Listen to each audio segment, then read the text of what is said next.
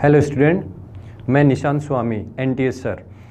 जो अपना अभी रीनेट हुआ था 1563 स्टूडेंट का 23 जून को, उसकी कुछ अगर हम क्वेश्चन के डिस्कस करेंगे कि बॉटनी से कौन कौन से क्वेश्चन आए हमारे, तो उनके बारे में हम बात करेंगे।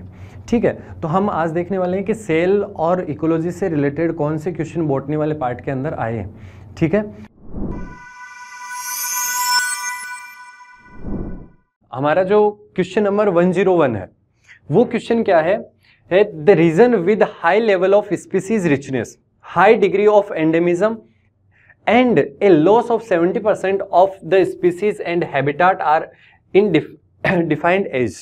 यानी आपको कुछ करेक्टर दे रखे हैं। देखिए करेक्टर क्या दे रखा है। नंबर 1 कि उस एरिया की जो स्पीसीज रिचनेस होनी चाहिए वो क्या होनी चाहिए, हाई, और हाई डिग्री ऑफ क्या होना चाहिए, एंडेमिज्म। एंडेमिज्म का मतलब ऐसी स्पीसीज जो उसी पर्टिकुलर एरिया में हो, उसके अलावा बाहर आपको कहीं ना देखने को मिले, तो उसमें क्या होगा, हाई डिग्री ऑफ एंडेमिज्म। दूसरा, अगर वहां के हम स्पीसीज का लॉस की बात करें तो बहुत सारी, लगभग 70% स्पीसीज क्या हो चुकी है, लॉस हो चुका है। ये तीनों के तीनों करेक्टर हमें देखने को मिलते हैं हॉटस्पॉट के अंदर। हॉटस्पॉट क्या है, हॉटस्पॉट एक ऐसा रीजन है जो इन सिटू कंजर्वेशन के अंदर इंक्लूड किया गया है। हॉटस्पॉट के अंदर कुछ क्राइटेरिया दिए गए हैं कि अगर ऐसे ऐसे क्राइटेरिया हो तो हम उसको हॉटस्पॉट की कैटेगरी में रखेंगे। बात आती है कौन कौन से क्राइटेरिया। पहला, वहां पर स्पीसीज रिचनेस क्या होनी चाहिए, ज्यादा। दूसरा, वहां पे एंडेमिज्म क्या होना चाहिए, बहुत ज्यादा। और अगर हम तीसरा करेक्टर देखें तो उस एरिया के अंदर, हॉटस्पॉट एरिया के अंदर मोस्ट ऑफ स्पीसीज या लगभग 70% स्पीसीज क्या हो चुकी है, एक्सटिंक्ट हो चुकी है, लेकिन फिर भी स्पीसीज डाइवर्सिटी क्या है, ज्यादा है ना। तो ऐसे एरिया को हम क्या बोलते हैं, हॉटस्पॉट। तो बायोडाइवर्सिटी हॉटस्पॉट। आई बात समझ आपको।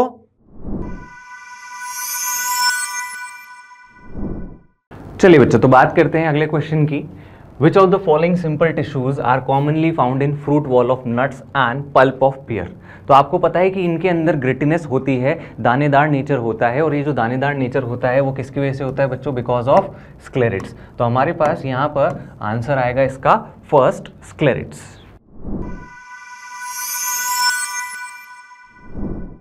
Hello student, myself doctor Ashish Maheshwari, deputy director Motion Education Kota. बच्चों, आज हम नीट का जो री एग्ज़ाम हुआ था कुछ बच्चों के लिए, उस पेपर के बायोलॉजी के कुछ क्वेश्चंस डिस्कस करेंगे, उनके सॉल्यूशन, उनके आंसर डिस्कस करेंगे। एक एक करके क्वेश्चन शुरू करते हैं। सबसे पहला क्वेश्चन है, in a chromosome there is a specific DNA sequence responsible for initiating replication. बड़ा सिंपल सा क्वेश्चन है। क्रोमोसोम में, या क्रोमोसोम बोलो चाहे डीएनए बोलो, कि रिप्लिकेशन को इनिशिएट करने के लिए पर्टिकुलर सीक्वेंस होती है। आपने पढ़ा भी होगा कि रिप्लिकेशन डीएनए में हर कई जगह से स्टार्ट नहीं होता। जिस जगह से रिप्लिकेशन स्टार्ट होता है उसको हम ओरिजिन ऑफ रिप्लिकेशन या शॉर्ट में ओआरआई कहते हैं। ठीक है, तो यहाँ जो ऑप्शन है, recognisation sequence, restriction site, cloning site and ORI site, तो ऑटोमेटिकली हमारा आंसर क्या हो जाता है, ओआरआई साइट। रिप्लिकेशन डीएनए में हमेशा ओआरआई से स्टार्ट होता है। ओके, ये जो रिकॉग्नाइजेशन सीक्वेंस है ये रेस्ट्रिक्शन एंडोन्यूक्लियस के लिए यूज होती है। रेस्ट्रिक्शन साइट भी उसी को कहते हैं। क्लोनिंग साइट जो होते हैं वो रेस्ट्रिक्शन साइट्स का ही दूसरा नाम है। रेप्लिकेशन जहां से स्टार्ट होता है उसको हम ओआरआई कहते हैं। तो इस क्वेश्चन का आंसर हो जाएगा 4।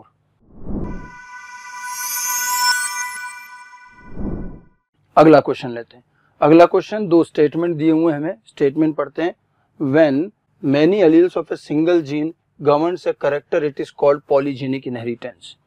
Many alleles of a character, character के बहुत सारे allele होना, इसको हम polygenic नहीं कहते, it is called multiple allele। तो अगर एक character के many allele है तो ये जो चीज लिखी है polygenic, ये गलत है। ये क्या होना चाहिए, multiple allele होना चाहिए। अगर क्या लिखा है, in polygenic inheritance the effect of each allele is additive।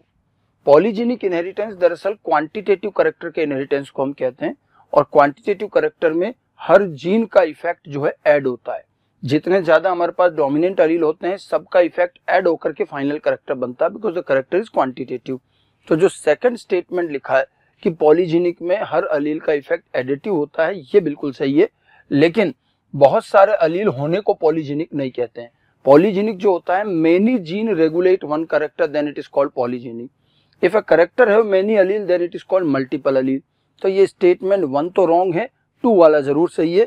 तो हमारा जो आंसर होगा स्टेटमेंट 1 फॉल्स एंड 2 करेक्ट, यानी कि सेकंड ऑप्शन जाएगा, statement 1 is false and second is true.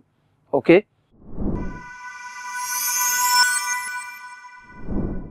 चलिए बच्चों, इसमें हम लोग क्वेश्चन देखते हैं। सबसे पहले जो क्वेश्चन डिस्कस करने जा रहे हैं वो है फिजियोलॉजी। बच्चों फिजियोलॉजी में इस बार क्वेश्चंस आए हैं 9, 3 फोटोसिंथेसिस से, 3 रेस्पिरेशन से और 3 प्लांट ग्रोथ एंड डेवलपमेंट से। तो इक्वल वेटेज पे क्वेश्चन गया है। और इसके अलावा इसी के साथ बच्चों हम लोग डिस्कस करेंगे sexual reproduction in flowering plant, उसके भी 3 क्वेश्चंस आए हैं, राइट। चलिए देखते हैं इसमें। चलिए बच्चों, इसमें सबसे पहले क्वेश्चन दिया गया है, Which of the following are required for light reaction of photosynthesis? बच्चों फोटोसिंथेसिस में लाइट रिएक्शन में क्या रिक्वायर्ड है? ये रिक्वायर्ड पूछा गया है लाइट रिएक्शन में। लास्ट पेपर में आप लोगों ने पढ़ा था डार्क रिएक्शन में क्या रिक्वायर्ड है। अब की बार जो क्वेश्चन आया है बच्चों वो पूछा गया लाइट रिएक्शन में क्या रिक्वायर्ड है।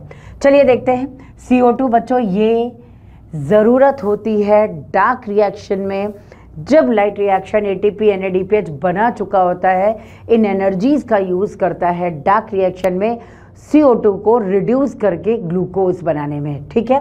तो ये यूज़ नहीं होगा। दूसरा बच्चों ऑक्सीजन, इसका यूज़ नहीं होता है।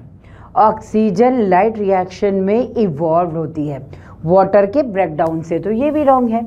नेक्स्ट वाटर की ज़रूरत है, जैसा मैंने अभी बताया आपको बच्चों, वाटर की ज़रूरत है। वाटर की फोटोलाइसिस मतलब लाइट की प्रेजेंस में ब्रेकडाउन होता है, तब इलेक्ट्रॉन प्रोटॉन रिलीज होते हैं और ऑक्सीजन बच्चों वहाँ से इवॉल्व होती है, तो ऑब्वियस इसकी ज़रूरत है। क्लोरोफिल मोस्ट इम्पॉर्टेंट फैक्टर है। क्लोरोफिल नहीं होगा तो लाइट को एब्जॉर्ब करेगा कौन? कौन इसको केमिकल एनर्जी में कन्वर्ट करेगा? काम क्लोरोफिल का है बच्चों, इससे क्लोरोफिल हो गया। और लाइट भी इम्पॉर्टेंट है। इस नेचर में, इस अर्थ में एनर्जी का एक ही मेजर सोर्स है बच्चों, वो है सनलाइट। उसी को ट्रैप करके ग्रीन प्लांट्स केमिकल एनर्जी यानी फूड में कन्वर्ट कर रहे हैं और उन्हीं फूड को उस एनर्जी के फॉर्म में हम लोग यूज़ करते हैं, ठीक है। तो लाइट की भी ज़रूरत है। अब आप देखिए लाइट रिएक्शन में रिक्वायरमेंट किसकी है? एक तो ऑक्सीजन की है, दूसरा वाटर है, सॉरी ऑक्सीजन नहीं होगा बच्चों, यहाँ ऑक्सीजन एलिमिनेटेड है। इसमें ज़रूरत होती है वाटर की, क्लोरोफिल की और लाइट की, यानी CDE किस ऑप्शन में दिया हुआ है इसको चेक करिए और करेक्ट आंसर आ जाएगा 2। चलिए देखते हैं नेक्स्ट क्वेश्चन बच्चों, ये एक एवरेज क्वेश्चन है।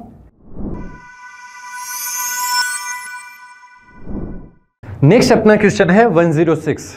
देखिए 106 किससे रिलेटेड है? सेल चैप्टर से रिलेटेड है। बहुत इजी क्वेश्चन है, बस आपको ऑर्गेनल दे रखे और कौन से ऑर्गेनल की डिस्कवरी कौन से साइंटिस्ट ने की थी। आपके पास 2 लिस्ट है, लिस्ट 1 और लिस्ट 2। अगर हम बात करें लिस्ट 2 में, देखो पहले बोल रहा है कि डिस्क सेप्ड सेक और सिस्टर्नी नियर सेल न्यूक्लियस, यानी ये बात कर रहा है गोल्जी बॉडी की। किसकी बात कर रहा है ये? गोल्जी बॉडी की बात कर रहा है। अगर गोल्जी बॉडी की बात कर रहा है मतलब आपको पता है गोल्जी बॉडी की डिस्कवरी किसने की थी? कैमिलो गोल्जी ने। दूसरा बोल रहा है क्रोमेटिन। आपको पता है कि क्रोमेटिन की जो डिस्कवरी की थी वो फ्लेमिंग ने की थी 1879 के अंदर। उन्होंने क्या करा था, एक बेसिक डाई यूज करके जो न्यूक्लियस के अंदर जो फाइबर है उसका नाम दिया था क्रोमेटिन। क्यों? क्योंकि वो एक कलरफुल मटेरियल था। और क्रोमेटिन जो वर्ड दिया गया वो किसके थ्रू दिया गया? फ्लेमिंग के थ्रू, है ना। नेक्स्ट बात आ रही है राइबोसोम। राइबोसोम को हम पेलेट पार्टिकल्स भी बोलते हैं। क्यों बोलते हैं? क्योंकि ये डिस्कवरी किसने की थी? जॉर्ज पेलेट ने। तो जॉर्ज पेलेट ने डिस्कवरी की, इसलिए राइबोसोम को हम क्या बोलते हैं? Pellet particle. और लास्ट अब हमें पता है न्यूक्लियस। न्यूक्लियस की डिस्कवरी की थी रॉबर्ट ब्राउन ने 1831 के अंदर। तो रॉबर्ट ब्राउन। अगर हम इस मैचिंग को देखें तो हमारे पास है फर्स्ट का सेकंड, तो ए का सेकंड, ए का सेकंड, ए का सेकंड। बी का क्या है हमारे पास? बी का थर्ड, बी का है फोर्थ, तो बी का फोर्थ, यानी हमारे पास ऑप्शन कौन सा जाएगा? First option. ए का सेकंड, बी का फोर्थ, सी का थर्ड और डी का 1। आई बात समझ? ठीक है।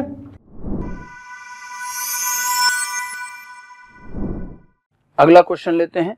अगला क्वेश्चन एक मैच द कॉलम है जिसके अंदर आपको टाइप ऑफ इनहेरिटेंस और उनके एग्जांपल्स दे रखे हैं। जैसे सबसे पहले दिया है इनकम्प्लीट डोमिनेंस। तो अब इनकम्प्लीट डोमिनेंस किस में मिलता है? ब्लड ग्रुप में, फ्लावर कलर इन एंटीराइनम, स्किन कलर और फिनाइल कीटोन यूरिया। तो हम जानते हैं कि इनकम्प्लीट डोमिनेंस का एग्जांपल है फ्लावर कलर इन एंटीराइनम मेजर्स, ठीक है।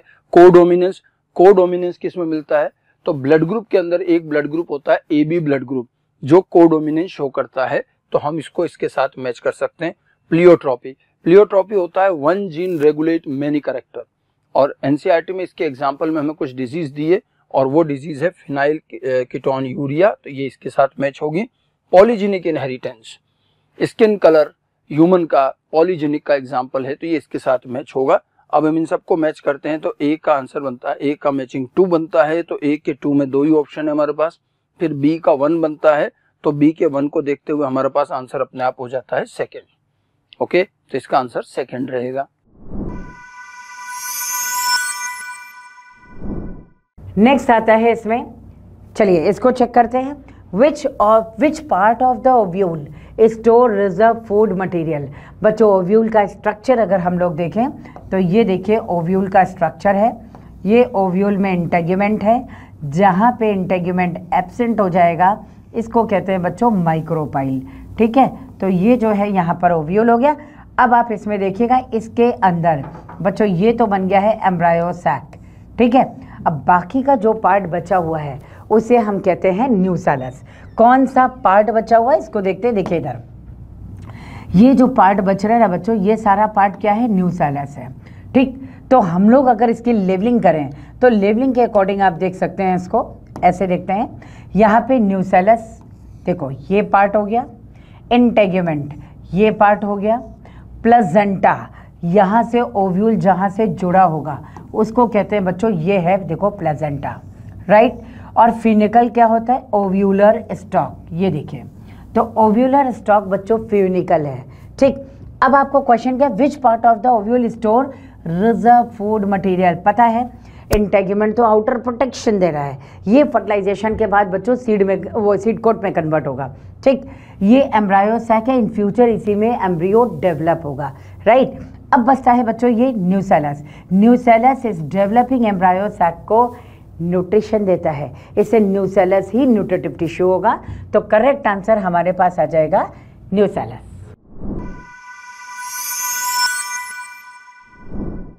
चलिए अगले क्वेश्चन की तरफ चलते हैं। विच of the following is not found in gymnosperms. Gymnosperms के अंदर क्या एब्सेंट होता है?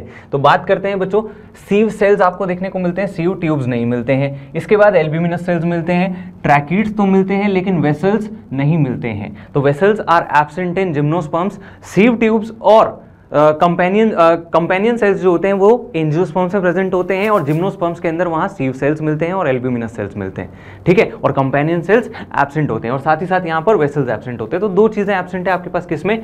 यहाँ पर जिम्नोस्पर्म्स में।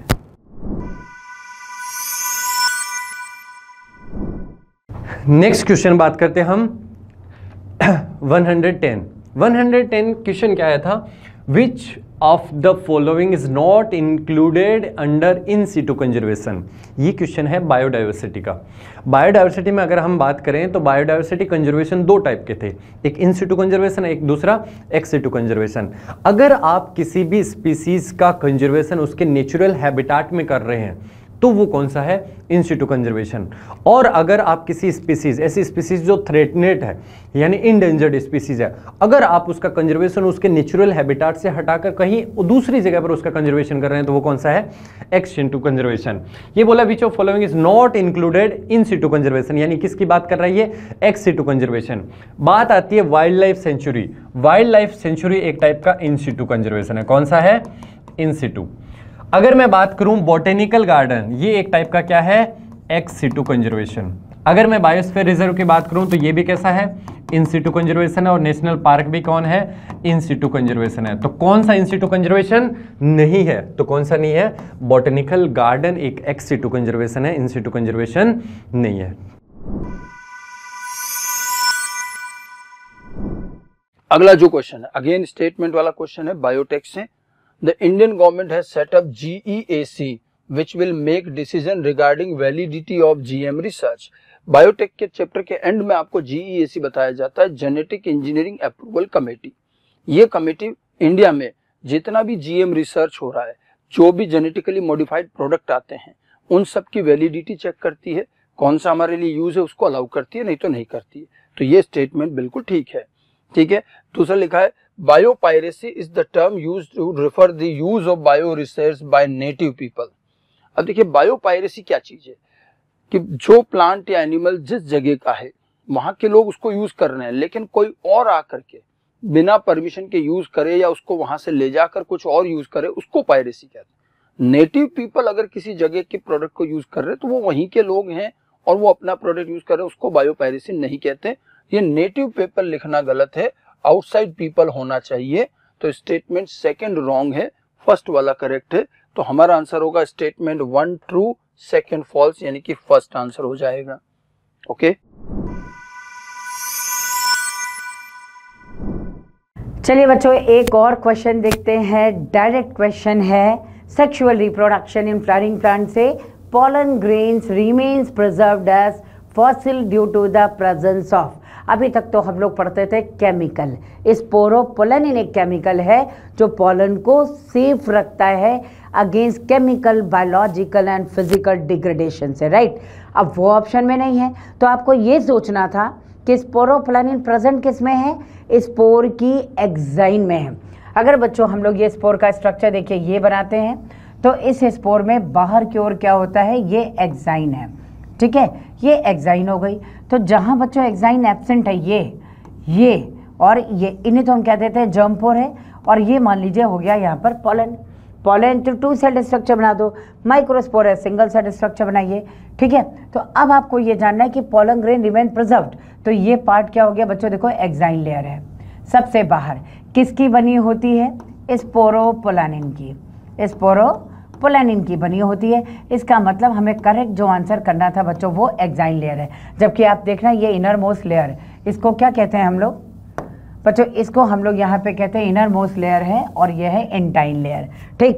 तो इसका मतलब यहाँ पे कौन जो है प्रोटेक्शन दे रहा है, एक्साइन लेयर। तो करेक्ट आंसर हमारे पास क्या आ गया, एक्साइन लेयर। बच्चों डायरेक्ट क्वेश्चन था ये, राइट।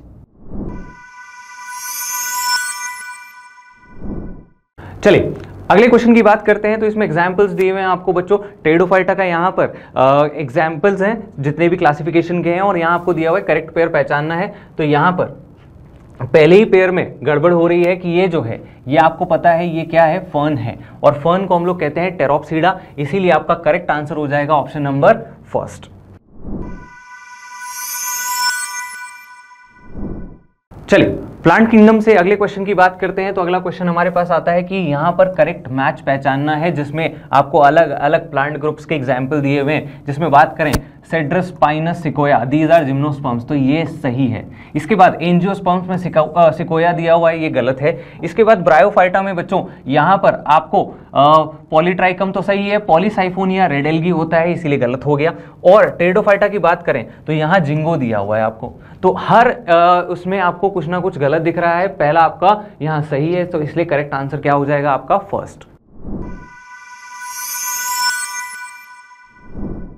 अगला क्वेश्चन फिर एक स्टेटमेंट बेस्ड क्वेश्चन है। 2 स्टेटमेंट दिए हैं regarding RNA polymerase in prokaryotes, molecular का क्वेश्चन है।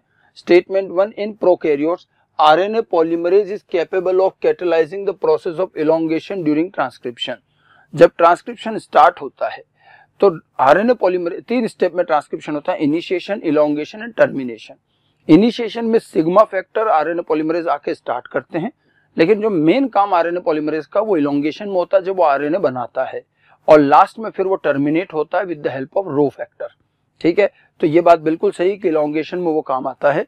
फिर दूसरा स्टेटमेंट लिखा है RNA polymerase associated transitionally with rho factor to initiate transcription, बस यहाँ गड़बड़ हो गई। रो फैक्टर के साथ आरएनए पॉलीमरेज इनिशिएट नहीं करता, टर्मिनेट करता है। इनिशिएट किसके साथ करता है, सिग्मा फैक्टर के साथ। तो स्टेटमेंट 2 रॉन्ग है, 1 करेक्ट है। तो फिर से हमारा आंसर हो जाएगा 1, statement 1 is true and second is false. Okay,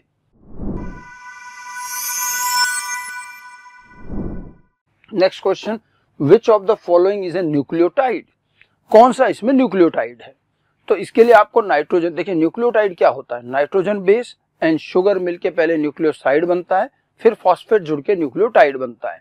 okay, तो अब अगर हम बात करें तो यूरिडीन, यूरिडीन जो होता है, यूरिडीन एक न्यूक्लियोसाइड है।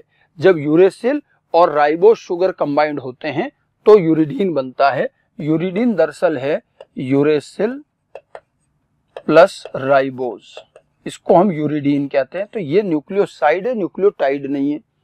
एडिनाइलिक एसिड, ध्यान रखिएगा, जब हम एसिड लगाते हैं डीएनए न्यूक्लियोटाइड में एसिडिक नेचर आता है फॉस्फेट से।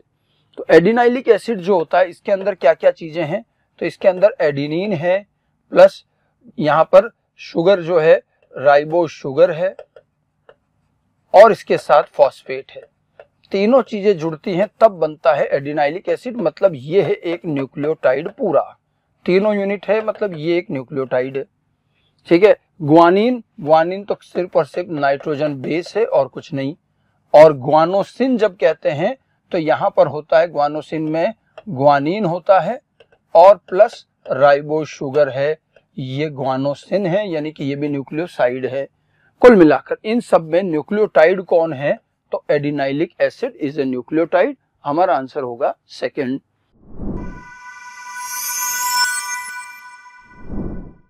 चलिए अगला क्वेश्चन आपके पास मैच द फॉलोइंग आता है मॉर्फोलॉजी से। आपसे पूछा गया है कि ये जो कंडीशंस हैं वो आपको किस प्लांट में देखने को मिलेगी। तो सबसे पहले बात करें एक्सिलरी एस्टिवेशन की, तो आपको मिलेगा किसमें, पी में। इसके बाद एपिपेटलस कंडीशन जो है वो आपको मिलेगा ब्रिंजल में। एपीफिलस कंडीशन जो है वो लिली में मिलता है और एपिगाइनस फ्लावर्स किसके पास होते हैं, पीच के पास। तो अगर ऑप्शंस के अकॉर्डिंग देखें तो आपका करेक्ट आंसर होगा ऑप्शन नंबर फर्स्ट।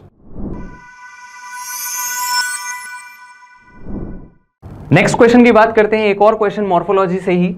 तो हमारे पास मैच द फॉलोइंग फिर से, और आपसे यहां पर कहा है कि यहां आपको किस तरह का प्रेजेंटेशन देखने को मिलेगा। तो बात करें बच्चों चाइना रोज की, तो हम लोग यहां पर देखते हैं कि चाइना रोज के अंदर आपको मिलेगा एक्साइल प्रेजेंटेशन। मस्टर्ड की बात करें तो मस्टर्ड के अंदर आपको मिलेगा यहां पर पैराइटल। प्रिमरोज की बात करें तो यहां मिलेगा फ्री सेंट्रल और मेरीगोल्ड में मिलेगा आपको बेसल। तो ऑप्शंस के अकॉर्डिंग अगर देखें तो हमारा ऑप्शन होगा ऑप्शन नंबर थर्ड जो करेक्ट होगा।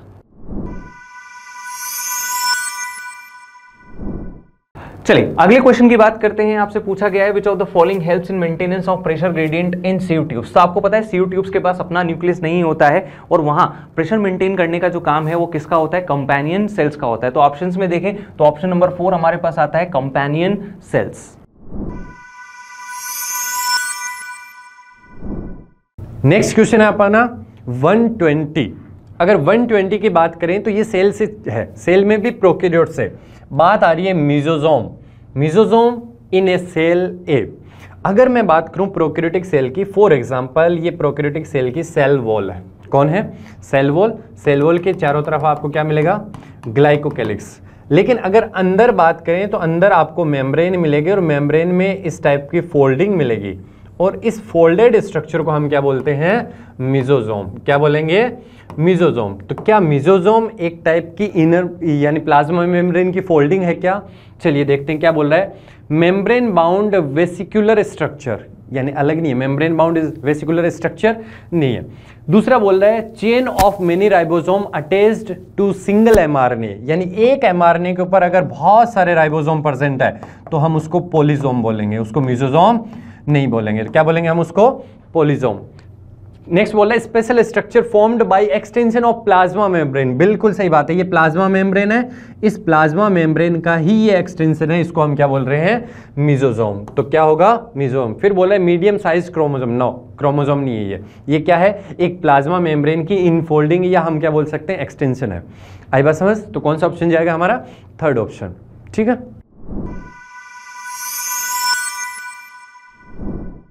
हाँ भाई, क्वेश्चन अब थोड़ा सा मज़ेदार हुआ है। प्लांट ग्रोथ एंड डेवलपमेंट का ये क्वेश्चन बच्चों पूरे हार्मोन को कवर कर रहा है। आप देख सकते हो abscisic acid, ethylene, gibberellin, cytokinin, केवल ऑक्सीजन छूट गया है ना। चलिए देखते हैं फटाफट। तो ये बहुत बड़ा प्यारा क्वेश्चन है बच्चों, और अगर आपको इसमें एक पॉइंट याद है तो आप अपने आप इसको मैचअप कर सकते हैं। फिलहाल हम लोग मैच करते हैं अभी। एब्सिसिक एसिड, चलो मान लो कि थोड़ा बहुत डाउट था। जिबरेलिन तो आपके लिए क्लियर है ना। तो बच्चों जिबरेलिन को आप यहाँ पे लिखोगे बॉल्टिंग से रिलेटेड है। पता है बॉल्टिंग प्रोसेस क्या होता है, जिसके भी इंटरनोड शॉर्ट है, जैसे कैबेज है, बीट रूट है, इनके इंटरनोड को इलोंगेट करके इनका साइज इलोंगेट करता है, इसे कहते हैं बॉल्टिंग। तो promote bolting in beet root and cabbage, correct है। चलिए दूसरा देखते हैं इसमें। दूसरे में साइटोकाइनिन। बच्चों साइटोकाइनिन जो होता है ये हेल्प्स इन न्यूट्रिएंट मोबिलाइजेशन, ये डायरेक्ट सब एनसीईआरटी से दिए हुए हैं। अगला देखते हैं नेक्स्ट बच्चों इसमें जो आता है इथाइलिन। इथाइलिन पे बच्चों आपको याद रखना है, इस प्रमोट मल्टीपल टाइम क्वेश्चन इस पे आया हुआ है। It promotes female flower in cucumber. Cucumber में फीमेल फ्लावर को इंड्यूस करता है। और आप सोचिए कि अगर कुकम्बर में फीमेल फ्लावर्स बच्चों बहुत ज़्यादा बन जाएंगे तो जो कुकम्बर है वो भी तो बहुत ज़्यादा निकलेगा। फ्रूट में तो वही कन्वर्ट होता है, ठीक है। इससे फ्रूट का प्रोडक्शन इंक्रीज करने के लिए फीमेल फ्लावर का इंडक्शन होता है। नाउ नेक्स्ट वन, अब एक बचता हमारे पास एब्सिसिक एसिड। देखो एब्सिसिक एसिड बच्चों helps seeds to withstand desiccation. Desiccation मतलब ड्राई कंडीशन। आप सोचिए कंडीशन अगर ड्राई हो गई और अगर यहाँ पर इथाइलिन उस ड्राई कंडीशन में सीड को डोरमेंट नहीं रखता तो बेटा सीड जर्मिनेट होता और ये नया प्लांट बना लेता और नया प्लांट बना करके पानी की कमी से डेड हो जाता, ठीक है। इसलिए इसने जो है प्रोटेक्शन किया हुआ है। क्लियर है। अब ऑप्शन को हम लोग मैच करते हैं। ऑप्शन कैसे फटाफट मैच होगा, देखो 2, 1, 4, 3, फटाफट देख लो 2, 1, 4, 3। करेक्ट आंसर क्या होगा 3।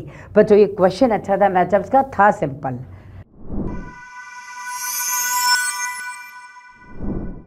अगला क्वेश्चन फिर से एक मैच द कॉलम है। यहाँ पर लिस्ट 1 और लिस्ट 2 को मैच करना है। Genetically engineered human insulin, biotech से रिलेटेड मैचिंग है। Genetic engineered insulin, human insulin का जीन बैक्टीरिया में ट्रांसफर किया गया था और जेनेटिक इंजीनियर्ड इंसुलिन तैयार किया गया और वो बैक्टीरिया था ई कोलाई। तो फर्स्ट वाला सेकंड ऑप्शन के साथ ई कोलाई के साथ मैच करेगा, ठीक है। जीएम कॉटन, जीएम कॉटन या बीटी कॉटन भी हम इसको कहते हैं, इसमें बैसिलस थुरिनजेनेसिस का जीन ट्रांसफर हुआ था। तो लिस्ट 2 के हिसाब से देखेंगे तो जीएम कॉटन 4th बैसिलस से मैच करेगा। उसके बाद एडीए डेफिशिएंसी, एडीए डेफिशिएंसी को जीन ट्रांसफर करके जीन थेरेपी से ठीक किया गया था। ये मॉलिक्यूलर डायग्नोसिस का एग्जांपल है, तो ये मैच करेगा जीन थेरेपी के साथ। और एलिजा जो होता है ये हमारा एक डायग्नोसिस का मेथड है जो एंटीजन एंटीबॉडी पर बेस्ड होता है। तो इस तरह से ये चारों चीजें मैच होगी। अब ए का जो है सेकंड के साथ मैचिंग है, तो ए के सेकंड में 2 ही ऑप्शन है। और उसके बाद बी की बात करें तो बी 4th के साथ मैच हो रहा है, तो इस हिसाब से हमारा आंसर हो जा रहा है 4। केवल 2 चीजें मैच करने से भी आंसर निकल जा रहा है, हालांकि हमने चारों चीजें मैच करी है। आंसर इसका हो जाएगा 4।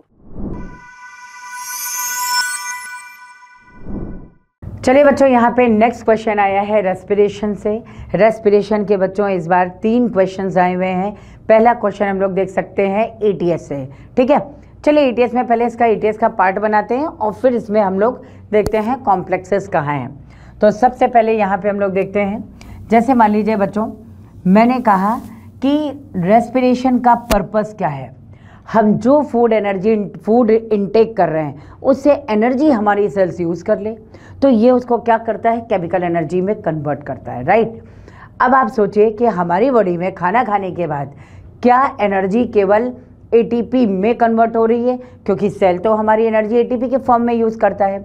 तो बच्चों जानते हो कुछ एनर्जी एटीपी के फॉर्म में बनती है, आप समझ लो कैश एनर्जी है, ठीक है।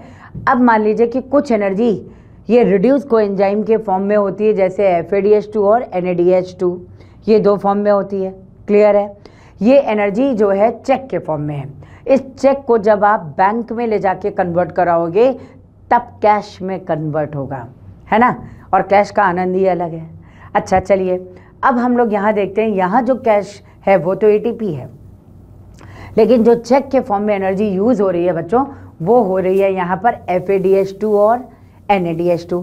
वो सब माइटोकॉन्ड्रिया की इनर मेम्ब्रेन पर ऑक्सीजन की प्रेजेंस में ETS के थ्रू मूव करेंगे और इसके थ्रू चैनलाइज होकर किस में कन्वर्ट होंगे, ATP में।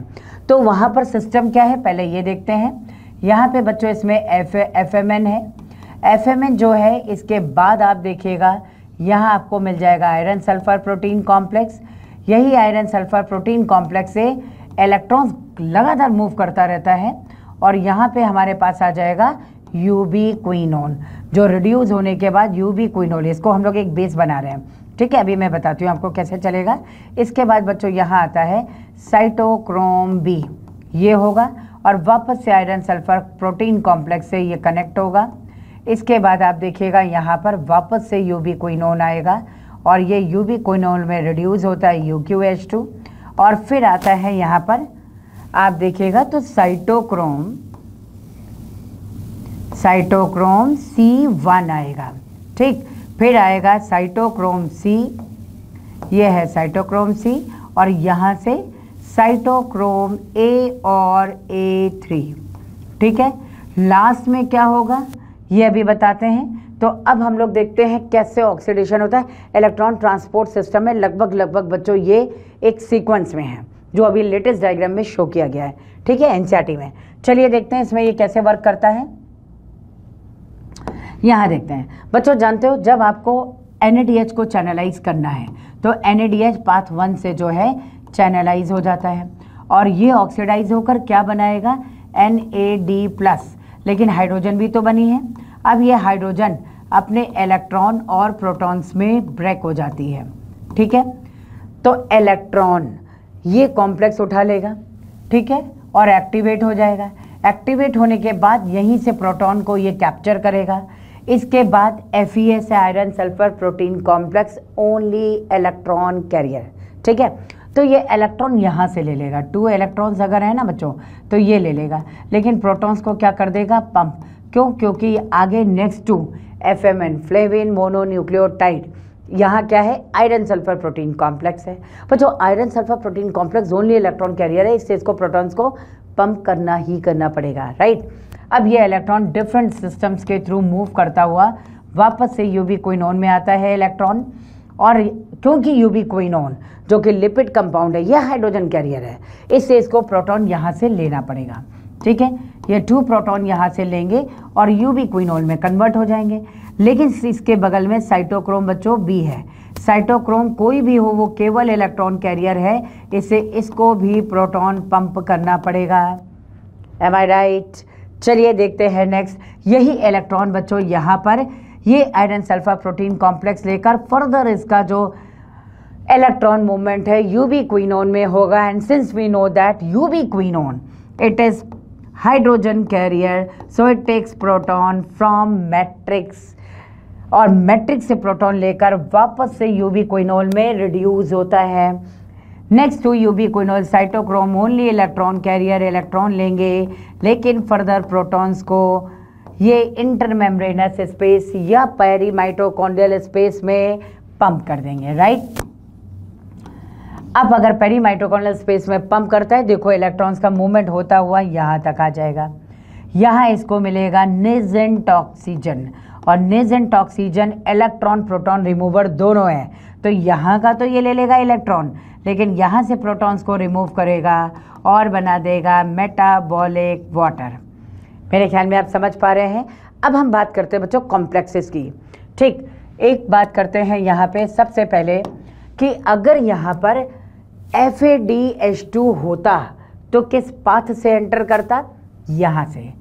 FADH2 बच्चों ऑक्सीडाइज होता तो यहाँ से एंटर करता। क्यों? क्योंकि इसका रिडक्शन पोटेंशियल NADH से ज़्यादा है। तो इसका मतलब यह है कि इससे इलेक्ट्रॉन लेने की कैपेबिलिटी कभी भी बच्चों FMN की नहीं होती है।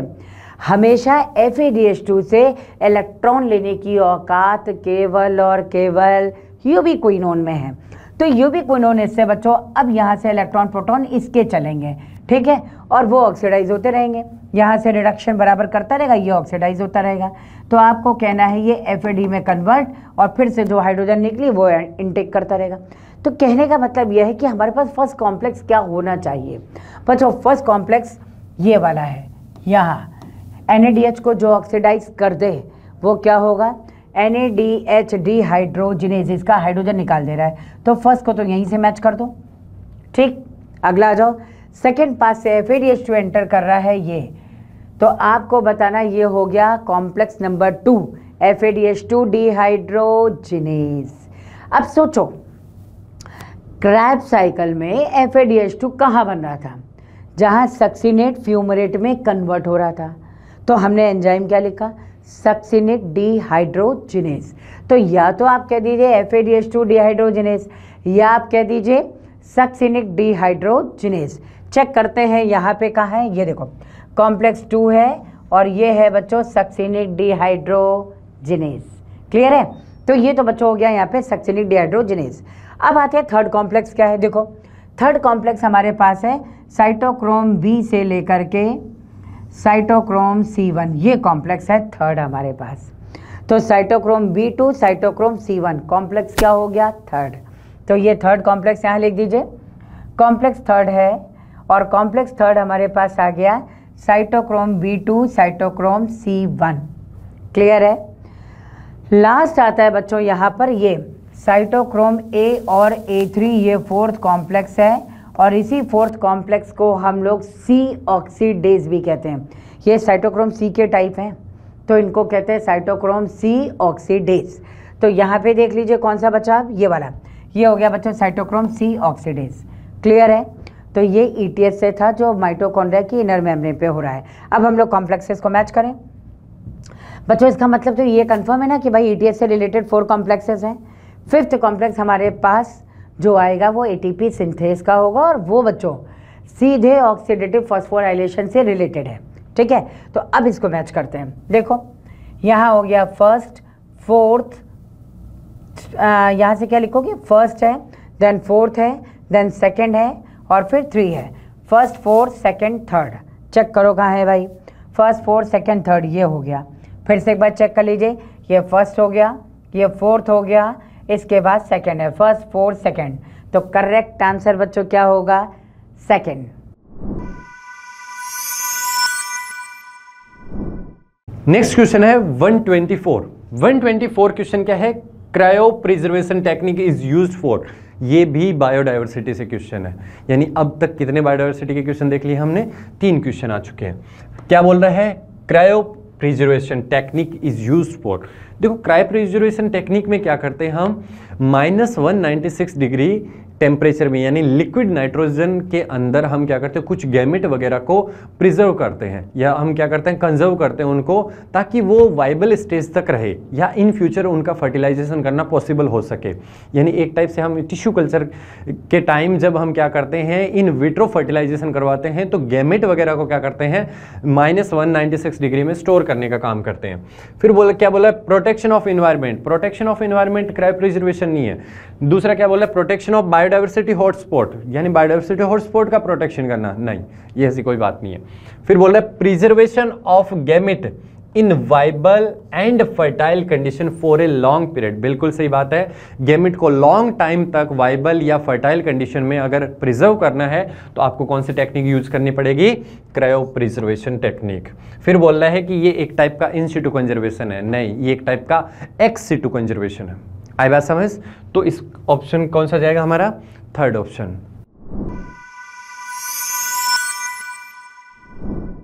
चलिए बच्चों, ये अपने आप में एक टफ साइड मान सकते थे इस क्वेश्चन को, क्योंकि थोड़ा बहुत इसमें प्रॉब्लम आ सकती थी। प्रॉब्लम क्या आ सकती थी, चलिए डिस्कस करते हैं। ये भी जो है बच्चों रेस्पिरेशन से रिलेटेड है क्वेश्चन और स्टेटमेंट बेस्ड है। बच्चों generally statement based question tough side जाता है, इसमें थोड़ा एक आध जगह प्रॉब्लम आ सकती है। चलिए देखते हैं। देखिए सबसे पहले which of the following we have to find a correct ones, right? So which of the following are correct about cellular respiration? cellular respiration से रिलेटेड भाई साहब करेक्ट क्या है? अब बिल्कुल अपने आप को एक्टिव कर लो और देखते चलो, चेक करते चलो। cellular respiration is the breaking of carbon carbon bond of complex organic molecule by oxidation. बिल्कुल करेक्ट है, इसको हम करेक्ट मानेंगे। रीजन क्या है, देखो ग्लूकोज है बच्चों, है ना, ग्लूकोज है 6 कार्बन, यहाँ से देखो ग्लूकोज है 6 कार्बन। 6 कार्बन ग्लूकोज को जब ब्रेक किया गया, कार्बन कार्बन बॉन्ड ब्रेक किया गया, तो ये बन गया यहाँ पे पायरुविक एसिड, 2 मॉलिक्यूल, है ना। अब पायरुविक एसिड देखो 3 कार्बन कंपाउंड में कन्वर्ट हो गई, कितना आसान है।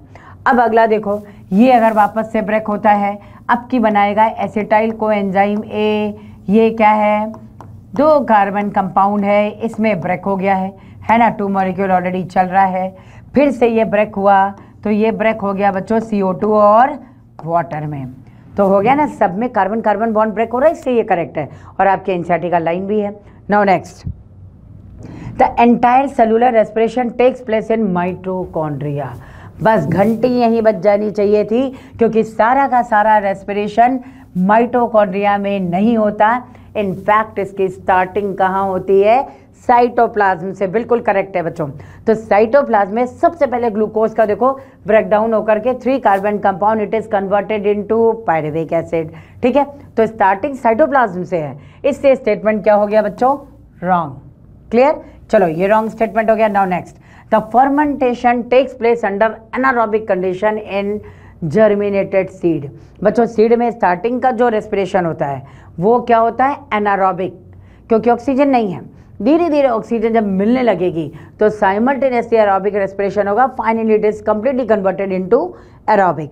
तो स्टेटमेंट कह रहा है कि भाई फर्मेंटेशन है तो ऑब्वियसली अंडर एनारोबिक कंडीशन होनी चाहिए, और जर्मिनेटेड सीड में प्रेजेंट है, वो एनारोबिक कंडीशन में फर्मेंटेशन कर रहा है। तो स्टेटमेंट बच्चों ये भी करेक्ट है, ठीक है।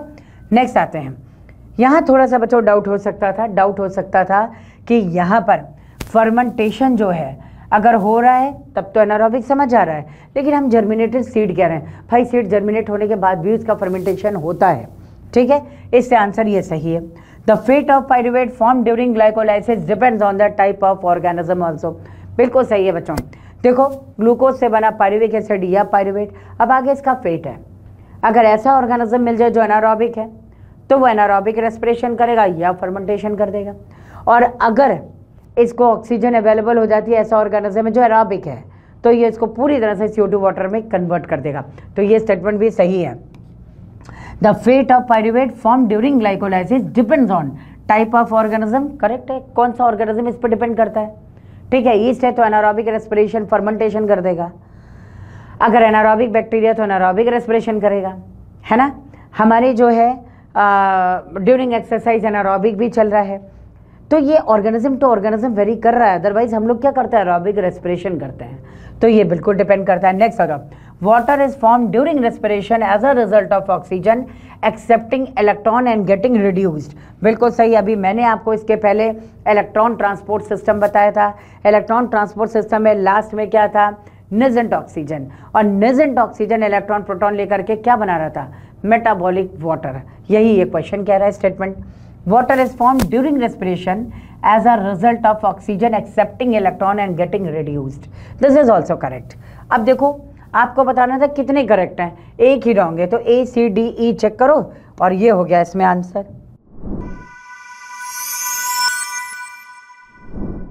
अगला जो क्वेश्चन है यहाँ पर फिर से दो स्टेटमेंट दिए गए हैं। Okay, in eukaryotes there are 3 RNA polymerase in nucleus in addition to RNA polymerase in organelles. पहले आपको ये पता होना चाहिए कि यूकैरियोट्स के अंदर आरएनए पॉलीमरेज 3 तरह के होते हैं। प्रोकैरियोट्स में एक ही तरह का होता है, लेकिन यूकैरियोट्स में 3 होते हैं, आरएनए पॉलीमरेज 1, 2 एंड 3। और ये तीनों आरएनए पॉलीमरेज अलग अलग आरएनए को बनाते हैं। आरएनए पॉलीमरेज 1 जो है वो आरआरएनए बनाता है, आरएनए पॉलीमरेज 2 जो होता है वो एमआरएनए, और आरएनए पॉलीमरेज 3 टीआरएनए बनाता है, ठीक है। और ये सब इसके अलावा यूकैरियोट्स में जो साइटोप्लाज्म में माइटोकॉन्ड्रिया और प्लास्टिड हैं, जो कि हम जानते हैं कि ये प्रोकैरियोट जैसे हैं, उनके अंदर अलग आरएनए पॉलीमरेज होता है। तो ये स्टेटमेंट बिल्कुल सही है कि 3 तो आरएनए पॉलीमरेज न्यूक्लियस में है और सेल ऑर्गेनल में अलग से भी आरएनए पॉलीमरेज होगा, ठीक है। तो ये स्टेटमेंट सही है। Now second statement, all the 3 RNA polymerase in eukaryotic nucleus have different role, ठीक है। तो सब के सब जो हैं अलग अलग रोल हैं, बिल्कुल सही बात है। एक आरआरएनए बना रहा है, एक टीआरएनए बना रहा है, एक एमआरएनए बना रहा है, तो तीनों का रोल भी अलग अलग है। तो इसलिए हमारा आंसर क्या होगा, दोनों स्टेटमेंट करेक्ट है। Both statement 1 and 2 are correct, answer will be 3। Next question, फिर से एक मैच द कॉलम। ये मैच द कॉलम अब डीएनए की पैकेजिंग से रिलेटेड है। देखिए, हिस्टोन, न्यूक्लियोसोम, यूक्रोमेटिन, हेट्रोक्रोमेटिन, इसको अगर हम मैच करेंगे तो हिस्टोन की बात करें, loosely packed, densely packed, positively charge and DNA wrapped around histone. तो हिस्टोन जो होता है वो पॉजिटिवली चार्ज प्रोटीन है, ये हम सब जानते हैं, ठीक है। न्यूक्लियोसोम हिस्टोन ऑक्टामर पर डीएनए की रैपिंग को कहा जाता है, इस यूनिट को न्यूक्लियोसोम कहते हैं। यूक्रोमेटिन लूजली पैक्ड क्रोमेटिन है और हेट्रोक्रोमेटिन डेंसली पैक्ड क्रोमेटिन है। तो इस तरह से ये मैचिंग होगी, मतलब ए जो है वो 3 और B4 के साथ मैच करेगा। A3 और B4 हमारे पास ऑप्शन मिलता है, ये 4th वाला A3 B4, बाकी C1 और D2 हो जाएगा। तो इसका आंसर हो जाएगा 4।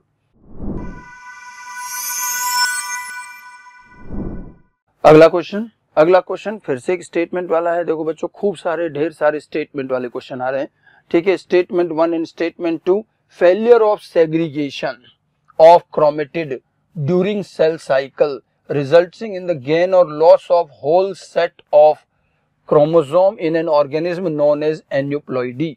अब आपको इसमें एन्यूप्लॉइडी की डेफिनेशन आनी चाहिए। एन्यूप्लॉइडी जब सेल में 1-2 क्रोमोसोम बढ़ जाए या कम हो जाए, 2n+1, 2n-1, ये एन्यूप्लॉइडी है, आइदर ट्राइसोमी और मोनोसोमी।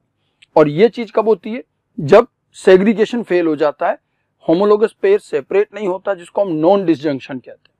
ठीक है, तो नॉन डिसजंक्शन के फेलियर होने पर एक आध क्रोमोसोम एक तरफ बढ़ जाएगा, दूसरी तरफ कम हो जाएगा, इसको एन्यूप्लॉइडी कहते हैं। तो अब आप देखो इस स्टेटमेंट को ध्यान से पढ़ना। शुरुआत ठीक है, failure of segregation during cell cycle, ठीक है, लेकिन इससे हुआ क्या? देयर विल बी गेन और loss of either one or few chromosome, not the whole set of chromosome. पूरा सेट नहीं जाता, 1-2 क्रोमोसोम कम ज्यादा होते हैं, पूरा सेट नहीं। ठीक है, और फेलियर ऑफ सेग्रीगेशन से एन्यूप्लॉइडी होती है, ये भी ठीक है पीछे, लेकिन जो लिखा है होल सेट ये गलत है, 1 और 2 क्रोमोसोम बस, इसलिए ये स्टेटमेंट सही नहीं है। दूसरा स्टेटमेंट पढ़ते हैं, failure of cytokinesis after anaphase stage of cell division, ठीक है, रिजल्ट्स इन अ गेन और loss of a chromosome called polyploidy. अब देखिए पॉलीप्लॉइडी में क्या होता है, पूरा का पूरा सेट बढ़ जाता है। तो कई बार क्या होता है, साइटोकाइनेसिस हो गया, आगे का काम, सॉरी एनाफेज हो गया, आगे का काम नहीं होता, तो सेल में क्रोमोसोम नंबर तो डबल हो गए लेकिन सेल डिवाइड नहीं हुई, तो फिर एक ही सेल के अंदर क्रोमोसोम नंबर डबल हो गए, डिप्लॉइड का टेट्राप्लॉइड हो गया। तो ये बात तो सही है कि फेलियर ऑफ साइटोकाइनेसिस से पॉलीप्लॉइडी होगी, लेकिन अब इस स्टेटमेंट में गड़बड़ क्या हो गया, इसमें क्या लिखा है, गेन और लॉस ऑफ अ क्रोमोसोम। जब आपका साइटोकाइनेसिस फेल होता है ना, जस्ट अ मिनट, साइटोकाइनेसिस जब फेल होता है तो 1-2 क्रोमोसोम का गेन और लॉस नहीं होता, पूरा सेट का गेन और लॉस होता है। तो इस वजह से ये भी गड़बड़ हो गया। मतलब इन दोनों स्टेटमेंट में ये वर्ड इंटरचेंज हो गए। मतलब अगर ये गेन और लॉस ऑफ अ क्रोमोसोम ऊपर होता तो ऊपर का स्टेटमेंट सही हो जाता, और loss of whole set of chromosome ये नीचे होता तो नीचे का सही हो जाता। मतलब एन्यूप्लॉइडी में पॉलीप्लॉइडी की बात लिख दी और पॉलीप्लॉइडी में एन्यूप्लॉइडी की बात लिख दी, इसलिए दोनों स्टेटमेंट गलत हो गए। हमारा यहाँ पर आंसर क्या हो जाएगा इस केस में, both statement 1 and 2 are false, ये 4th आंसर हो जाएगा इसमें।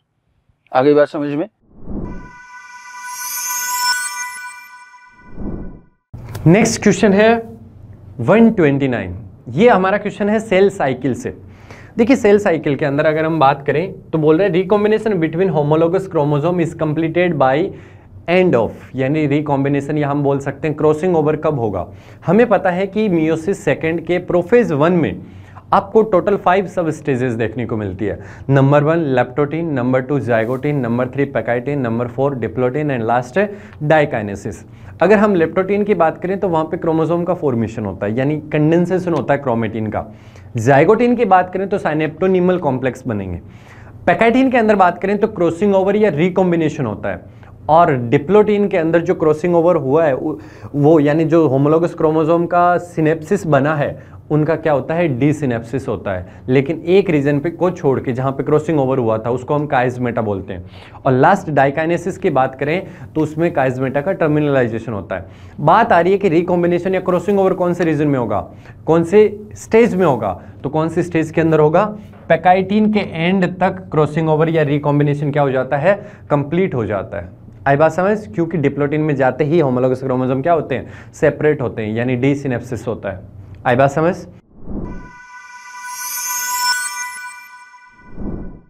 Question number 130। क्वेश्चन नंबर 130 हमारा cell the unit of life से है। लास्ट का जो टॉपिक है क्रोमोसोम वाला, कि क्रोमोसोम का क्लासिफिकेशन, हम क्रोमोसोम का क्लासिफिकेशन करते हैं उसमें सेंट्रोमियर की पोजीशन के बेसिस पे। टोटल 4 टाइप के क्रोमोसोम देखते हैं। अगर सेंट्रोमियर क्रोमोसोम के मिडिल पार्ट में प्रेजेंट है देन हम उसको मेटासेंट्रिक बोलते हैं। अगर सेंट्रोमियर मिडिल पार्ट से स्लाइटली अवे, थोड़ा सा ऊपर है, दूर है, तो हम उसको सब मेटासेंट्रिक बोलते हैं। अगर सेंट्रोमियर एंड के नियर है या एंड के पास है तो हम उसको क्या बोलेंगे, एक्रोसेंट्रिक। और अगर सेंट्रोमियर पूरा का पूरा एंड पे प्रेजेंट है तो यानी टीलोमियर वाले रीजन में, तो हम उसको क्या बोलेंगे, टीलोसेंट्रिक।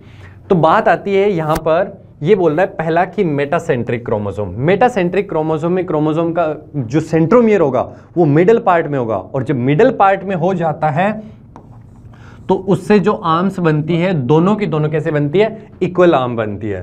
तो पहला बोल रहा है middle centromere forming 2 equal arm, यानी सेकंड ऑप्शन। तो क्या होगा, मेटासेंट्रिक क्या होगा, मिडिल सेंट्रोमियर होगा जिसकी वजह से 2 इक्वल आर्म बनेगी। सब मेटासेंट्रिक थोड़ा सा स्लाइटली अवे होगा, तो क्या बोल रहा है, क्रोमोसोम हैज टर्मिनल, नहीं। नेक्स्ट बोल रहा है centromere is slightly away from the middle of chromosome resulting into 2 unequal arm. देखिए अगर मैं बात करूं, ये शॉर्ट आर्म है, ये लॉन्ग आर्म है, तो दो क्या बन गई, अनइक्वल। क्या यहाँ सेंट्रोमियर मिडल में है या मिडल से थोड़ा सा ऊपर है? तो मिडल से थोड़ा सा ऊपर है तो उसको हम क्या बोलते हैं, सब मेटासेंट्रिक। तो ये कौन सा हो गया, सब मेटासेंट्रिक। नेक्स्ट बोल रहा है एक्रोसेंट्रिक। एक्रोसेंट्रिक क्या होगा कि सेंट्रोमियर आपके यानी क्रोमोसोम के एंड के पास मिलेगा, नॉट एंड पे। तो ये बोल रहा है कि centromere is situated close to its end forming one extremely short and one very long. यानी ये सेंट्रोमियर है, यहां से ये शॉर्ट आर्म है, ये लॉन्ग आर्म है, ये क्या है, लॉन्ग आर्म। तो ये तो वेरी शॉर्ट हो गई, तो ये कौन हो गई, वेरी शॉर्ट, और ये कौन सी हो गई, वेरी लॉन्ग। तो ऐसी कंडीशन वाले क्रोमोसोम को हम क्या बोलते हैं, एक्रोसेंट्रिक। और अगर ऐसी सिचुएशन आ जाए कि यहां पे सेंट्रोमियर एंड पे प्रेजेंट है, एंड पे प्रेजेंट है, तो हम उसको क्या बोलेंगे, टीलोसेंट्रिक। तो टीलोसेंट्रिक यानी chromosome has a terminal centromere. आई बात समझ? तो इसकी अगर हम मैचिंग करें तो मैचिंग में क्या मिलेगा आपको, डी का 1, तो ये देखो डी का 1, तो ए का सेकंड, बी का थर्ड, सी का 4 और डी का 1। ठीक है।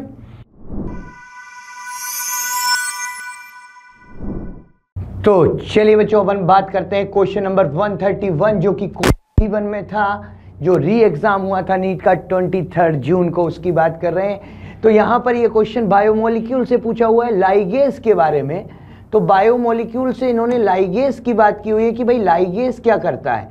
तो लाइगेज को मॉलिक्यूलर ग्लू कहते हैं, जो कि डिफरेंट मॉलिक्यूल्स के बीच में जो है बॉन्ड फॉर्मेशन करवाता है। ठीक है, तो यहाँ पर ये पूछा है कि which of the following bond is not catalysed by it. तो कार्बन कार्बन आ जाएगा, ये डिफरेंट, ये डिफरेंट, ये डिफरेंट। ठीक है,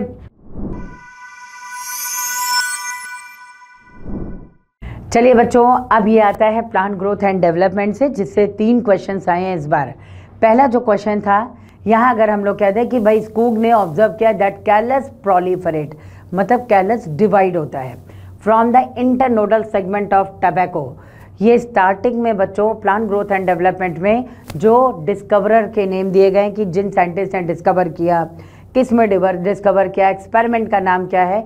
सीधे क्वेश्चन वहाँ से है कि अगर टबैको के पिथ को लेकर कल्चर किया जाए तो साइटोकाइनिन प्रोवाइड करने पर ये क्या होगा, सेल डिवीजन स्टार्ट हो जाएगा। ठीक है, बस यही चीज़ है। Skoog observed that callus proliferate from internodal segment of tobacco is time when auxin was supplied with one of the following except। तो ऑक्सिन तो दिया गया, उसके साथ साइटोकाइनिन भी दिया गया, लेकिन किसको नहीं इसमें प्रोवाइड करते हैं, दैट इज एब्सिसिक एसिड। क्योंकि एब्सिसिक एसिड बच्चों सेल डिवीजन नहीं, most of the metabolic process को स्लो कर देती है, डिवीजन को स्टॉप करती है। तो आपको यहाँ दिया गया ना, supplied with one of the following except, किसको नहीं दिया जाता है, तो एब्सिसिक एसिड कर दो। बाकी एक्सट्रैक्ट ऑफ वैस्कुलर टिश्यूज आपको पता होना चाहिए, वैस्कुलर टिश्यूज में न्यूट्रिएंट का ट्रांसफर, न्यूट्रिएंट तो चाहिए। कोकोनट मिल्क साइटोकाइनिन है, ईस्ट में क्या है, सब में बच्चों साइटोकाइनिन है, तो ये तो प्रोवाइड किया जाएगा। और एक्सट्रैक्ट ऑफ वैस्कुलर टिश्यू कह दोगे, यहाँ न्यूट्रिएंट्स मिल जाएंगे, हार्मोन का भी ट्रांसपोर्ट होगा, तो ये सब तो काम के हैं। लेकिन एब्सिसिक एसिड बच्चों क्या करता है, ये जो है यहाँ पर सेल डिवीजन को रोकता है। इससे करेक्ट आंसर क्या होगा, एब्सिसिक एसिड। वैसे तो बच्चों ये क्वेश्चन सिंपल है, लेकिन अगर आपने एक्सेप्ट वर्ड ध्यान नहीं दिया होगा तो गलत हो जाएगा। लेकिन फिर भी अगर आप ऑड वन आउट निकालते तो एब्सिसिक एसिड हो जाता है। आई एम श्योर कि आपने ये करेक्ट कर दिया होगा।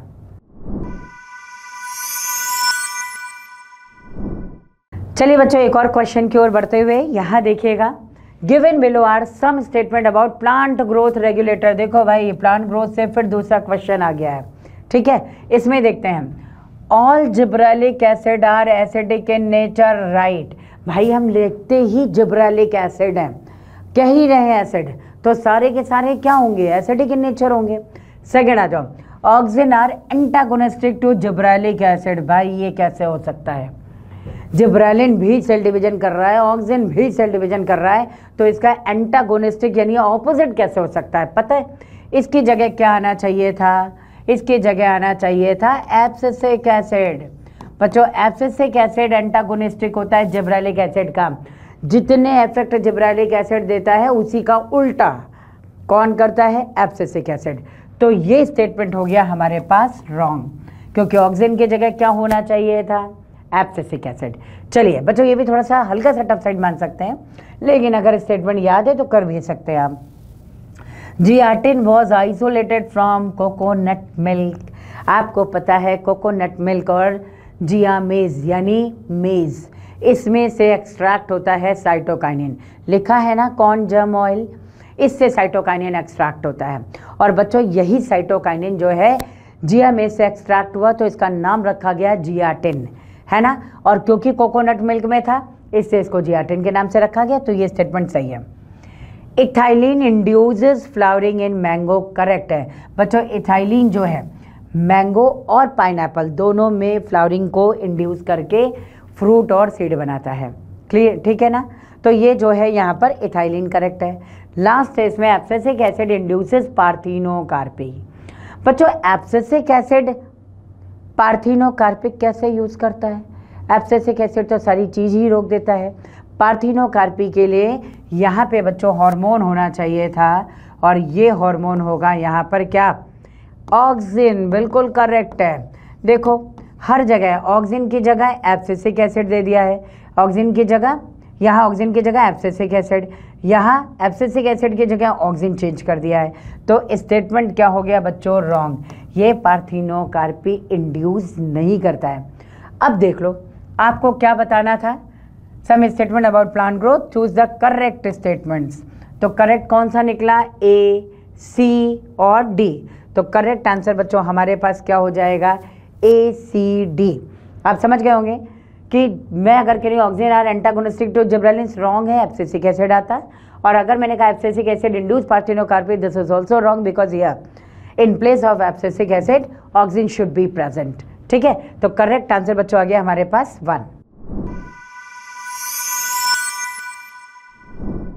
Next question, identify the incorrect statement regarding gel electrophoresis.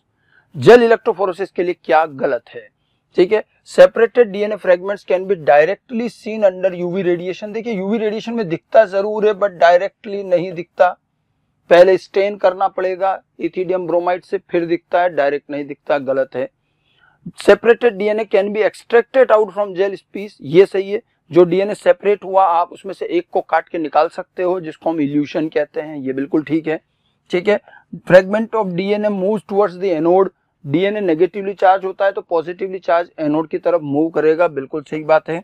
Sieving effect of agarose gel helps in separation of DNA fragment, और जो जेल में डीएनए अलग होते हैं वो जेल के पोरस नेचर यानी सीविंग इफेक्ट की वजह से अलग होते हैं, तो ये भी बात बिल्कुल ठीक है। यहाँ हमें इनकरेक्ट पूछा है तो पहला ही स्टेटमेंट हमारा इनकरेक्ट है और यही हमारा आंसर भी होगा। डायरेक्ट सीन नहीं होता, स्टेनिंग के बाद दिखाई देता है। चलिए नेक्स्ट क्वेश्चन देखते हैं। नेक्स्ट क्वेश्चन हमारे पास आता है, which of the following example show monocarpellary unilocular ovary. तो ये जो कंडीशन है बच्चों ये आपको मिलती है फेबेसी फैमिली के अंदर, और यहाँ आपको बस ये निकालना है कि फेबेसी के एग्जाम्पल्स कौन कौन से हैं। तो सेस्बानिया हो गया, आपके पास brinjal is Solanaceae, tobacco is Solanaceae, asparagus is Liliaceae और इंडिगोफेरा इज सोलेनेसी। तो आपके पास ऑप्शन फेबेसी, तो ऑप्शंस आते हैं 4th A and C only.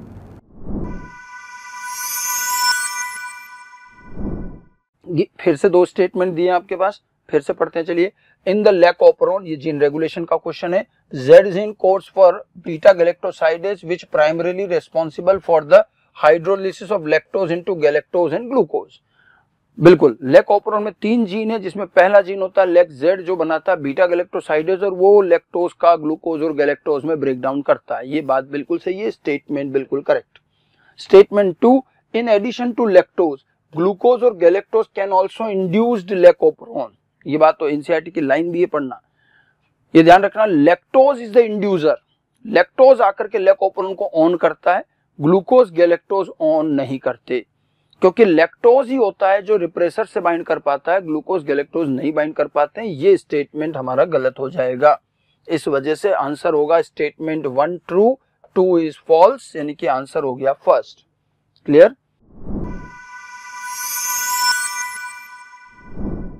बच्चों अब नेक्स्ट क्वेश्चन हमारे पास आता है sexual reproduction in flowering plant. उसमें भी 3 क्वेश्चंस था, तो एक क्वेश्चन ये आया और आप देख के पहचान गए होंगे ये स्ट्रॉबेरी है, ठीक, डायरेक्ट है। और स्ट्रॉबेरी में अगर आपको याद होगा तो ये जो पार्ट है बच्चों ये थैलेमस है, या अगर आपने ऐसे याद किया होगा कि फॉल्स फ्रूट में एडिबल पार्ट क्या है, थैलेमस, तो आप कर चुके होंगे। वहाँ 3 एग्जाम्पल दिया गया है, एक दिया गया था स्ट्रॉबेरी, दूसरा कैश्यू नट, और तीसरा एग्जाम्पल बच्चों वहाँ किसका था, एप्पल का। सर इन दोनों में अगर मैं कैश्यू नट को छोड़ूं तो इनमें एडिबल है क्या, थैलेमस, एप्पल में क्या एडिबल है, थैलेमस। तो यहाँ आपको लिखना था बच्चों करेक्ट आंसर थैलेमस, क्योंकि क्वेश्चन है the part marked as X is given in, तो एक्स बच्चों क्या था, थैलेमस है, ये डायरेक्ट है। चलिए नेक्स्ट क्वेश्चन की बात करते हैं। तो स्टेटमेंट बेस्ड क्वेश्चन आपके पास 2 स्टेटमेंट्स दिए हुए हैं। डाइकॉट लीफ के बारे में आपको 2 स्टेटमेंट्स बताए गए हैं। आपसे कहा गया है कि एडेक्सियल एपिडर्मिस जनरली बियर्स मोर स्टोमेटा देन एबेक्सियल। तो ऊपर वाला होता है एडेक्सियल, नीचे वाला होता है एबेक्सियल। ऊपर की तरफ ज्यादा होते हैं या कम होते हैं? हमने कहा कि सर ऊपर की तरफ तो क्या होते हैं, कम होते हैं या एब्सेंट होते हैं, और नीचे की तरफ ज्यादा होते हैं। तो ये स्टेटमेंट तो हो गया आपका गलत।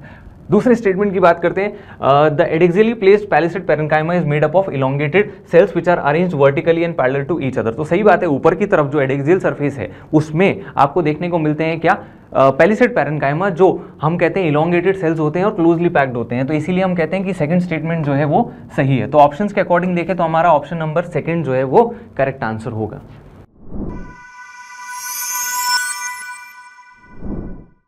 नेक्स्ट क्वेश्चन बच्चों, which of the following are not fatty acid. Fatty acid कौन नहीं है? ग्लूटामिक एसिड फैटी एसिड नहीं है भाई। अरेकिडोनिक एसिड फैटी एसिड होता है बिल्कुल 20 कार्बन का। पामिटिक एसिड बिल्कुल होता है 16 कार्बन का। लेसिथिन फॉस्फोलिपिड होता है, ये फैटी एसिड नहीं है। और एस्पार्टिक एसिड भी नहीं है। तो यहां पर ए डी ई कौन से ऑप्शन में है? ऑप्शन 3।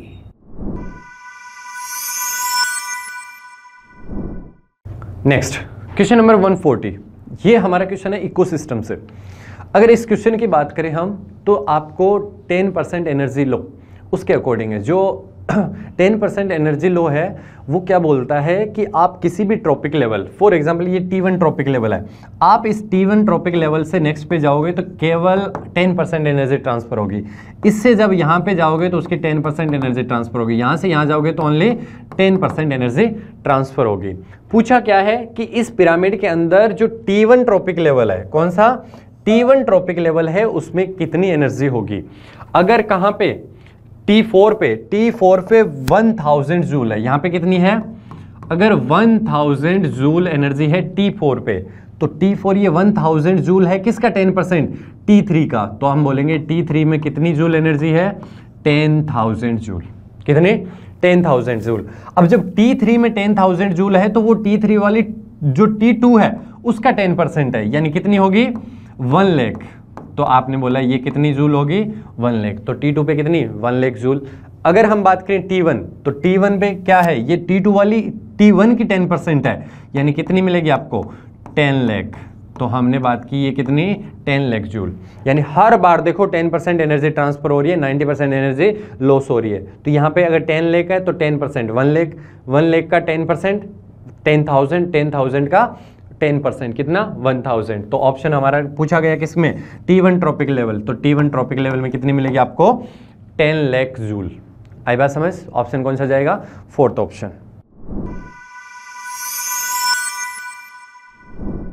चलिए बच्चों नेक्स्ट क्वेश्चन फटाफट देखते हैं। इसमें यहाँ आपको दिया गया which one of the following product diffuses out chloroplast during photosynthesis. आपको पता है फोटोसिंथेसिस में 2 मेन स्टेप हैं, एक तो लाइट रिएक्शन, मतलब लाइट एनर्जी को ग्रीन प्लांट ट्रैप करके केमिकल एनर्जी एटीपी एनएडीपीएच में कन्वर्ट करते हैं। उसी समय वाटर का ब्रेकडाउन फोटोलाइसिस होती है और उसमें ऑक्सीजन जो इवॉल्व होती है वो क्लोरोप्लास्ट से बाहर डिफ्यूज होती है। क्वेश्चन यहाँ से है, तो यहाँ देखिए which one of the following product diffuses out chloroplast during photosynthesis. तो आउट ऑफ क्लोरोप्लास्ट क्या हो जाना चाहिए, यहाँ पर ऑक्सीजन। ऑक्सीजन बाहर निकल जाती है क्योंकि ऑक्सीजन का यूज़ क्लोरोप्लास्ट नहीं करेगा, इसका यूज़ माइटोकॉन्ड्रिया करेगा। ठीक है, बाकी एटीपी एनएडीपीएच ये सब एडीपी सब क्लोरोप्लास्ट के अंदर होंगे। क्लियर। अगला क्वेश्चन बायोटेक्स से है। Recombinant DNA molecule can be created. 8 DNA molecule बना रहे हैं by cutting vector DNA and source DNA respectively with. देखिए बड़ा अच्छा क्वेश्चन है, हमें पहले कंसेप्ट पता होना चाहिए। आरडीएनए बनाने के लिए जो बेसिक रिक्वायरमेंट है कि आप अपने वेक्टर डीएनए को और आपके सोर्स डीएनए को दोनों को same enzyme, same restriction enzyme से कट करें। जब सेम एंजाइम से कट करोगे तब दोनों के स्टिकी एंड सेम होंगे, फिर आप उनको जोड़ पाओगे। ठीक है, तो दोनों को सेम एंजाइम से कट करना है। अब आप देखिए आप किस किस से कट करोगे, यहाँ लिखा है हिंद सेकंड तो सेम एंजाइम है, बिल्कुल ठीक बात है। हिंद सेकंड ALU1 ये नहीं चलेगा, हिंद सेकंड इको R1 नहीं चलेगा, हिंद सेकंड BAM H1 नहीं, दोनों सेम एंजाइम से कटिंग होगी, यानी कि तो इसका जो हमारा आंसर होगा ये फर्स्ट आंसर होगा। दोनों सेम एंजाइम से, कोई सा भी एंजाइम हो लेकिन सेम एंजाइम से कट होना चाहिए, वेक्टर भी और सोर्स डीएनए भी, इसलिए फर्स्ट आंसर करेंगे इसका। ओके,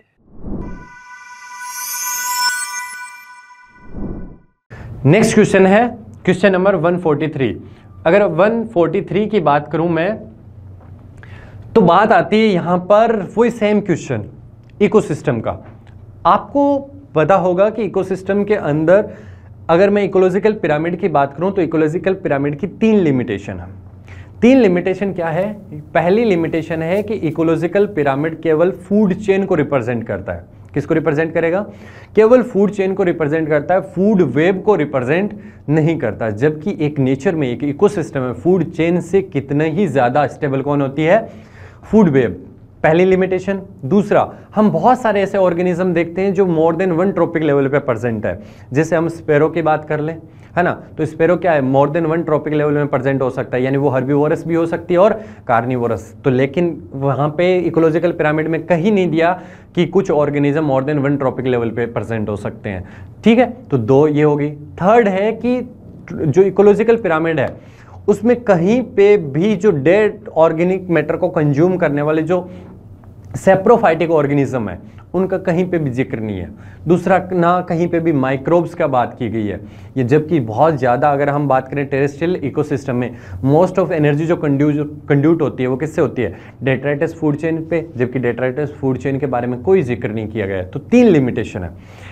क्या है? पहला बोले saprophytic are not given any place in ecological pyramid. क्या ये इकोलॉजिकल पिरामिड की लिमिटेशन है? लेकिन हमें बताना क्या है कि कौन सी इकोलॉजिकल पिरामिड की लिमिटेशन नहीं है। तो ये तो इकोलॉजिकल पिरामिड की क्या होगी? लिमिटेशन होगी।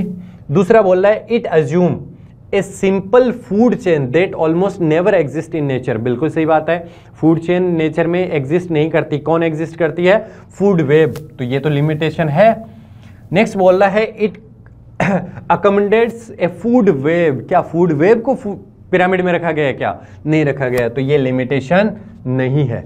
नेक्स्ट बोला है it does not take into account the same species belonging to or more trophic level. कहीं पे भी ऐसा नहीं बोला गया कि एक स्पीसीज 2 से ज्यादा ट्रॉपिक लेवल ऑक्यूपाई करती है, तो ये तो लिमिटेशन है। बिल्कुल सही बात है। तो 1, 2 और 4 ये तो क्या है? लिमिटेशन है, लेकिन 3rd नंबर वाली लिमिटेशन नहीं है और हमसे पूछा गया है नॉट ए लिमिटेशन। तो क्या 3rd हमारी लिमिटेशन है क्या इकोलॉजिकल पिरामिड की? इकोलॉजिकल पिरामिड की लिमिटेशन नहीं है, तो 3rd ऑप्शन। नेक्स्ट क्वेश्चन जो है हमारा इन बीटी टॉक्सिन, ये भी बायोटेक से क्वेश्चन है, बायोटेक से काफी क्वेश्चन है। BT toxin genetically engineered BT cotton in BT toxin the BT toxin in genetic engineered BT cotton kills the paste. जो बीटी कॉटन बनाया गया उसमें क्राइजीन ट्रांसफर किया गया और वो एक टॉक्सिक प्रोटीन बनाता है जिसको हम बीटी टॉक्सिन भी कह सकते हैं। अब ये बीटी टॉक्सिन कैसे काम करता है? ये पेस्ट को किल करता है, मतलब इंसेक्ट को किल करता है। कैसे? जब इंसेक्ट इसको खाता है तो ये प्रोटीन बैक्टीरिया में तो इनएक्टिव होता है क्रिस्टल फॉर्म में। इंसेक्ट जैसे खाता है उसके मिडगट में जाता है, वहां एल्कलाइन मीडियम होता है जिससे ये एक्टिव हो जाता है और एक्टिव होकर के ये मिडगट की एपिथेलियम पर बाइंड करके उसमें पोर बना देता है और मिडगट की वॉल को रप्चर कर देता है। इससे इंसेक्ट की डेथ हो जाती है। ये है इसका मैकेनिज्म। तो अब ये कैसे काम करेगा? Creating pore in the midgut, बिल्कुल जो मैंने अभी बताया था वही बात है। डैमेजिंग रेस्पिरेटरी सिस्टम, जी नहीं। Altering the pH of the body, ये भी नहीं होगा। और डिजेनरेटिंग नर्वस सिस्टम भी नहीं। हमारा इसका आंसर वैसे ही क्या हो जाएगा? ये मिडगट से बाइंड करके पोर क्रिएट करके इंसेक्ट को मारता है। Answer will B first. Okay,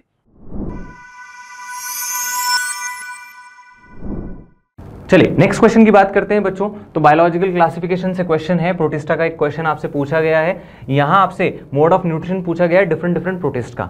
तो सबसे पहले आते हैं यूग्लिनॉइड। हम लोगों ने कहा कि यूग्लिनॉइड जो है सर लाइट है तो फोटोसिंथेसिस करते हैं और लाइट नहीं है तो हेटेरोट्रॉफ्स बन जाते हैं। डायनोफ्लाइलेट्स की बात करें तो फोटोसिंथेटिक होते हैं। स्लाइम मोड्स जो होते हैं वो सैप्रोट्रॉफ्स या सैप्रोफाइट्स होते हैं और प्लाज्मोडियम जो है वो पैरासाइट है। तो करेक्ट ऑप्शन अगर हम लोग देखें तो हमारे पास आता है ऑप्शन नंबर 3।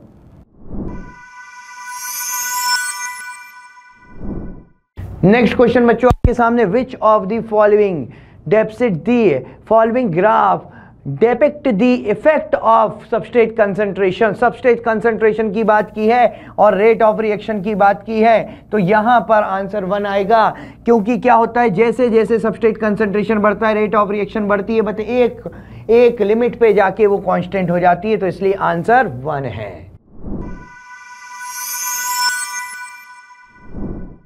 नेक्स्ट, अगर हम 147 की बात करें तो ये हमारा ऑर्गेनिज्म एंड पॉपुलेशन वाले चैप्टर से क्वेश्चन है। ये क्या बोल रहा है, ये बोल रहा है कि कौन सी कंडीशन के अंदर पॉपुलेशन की डेंसिटी इंक्रीज होगी, कौन सी कंडीशन के अंदर पॉपुलेशन डेंसिटी इंक्रीज होगी, यानी ये NT1 टाइम पे है ना।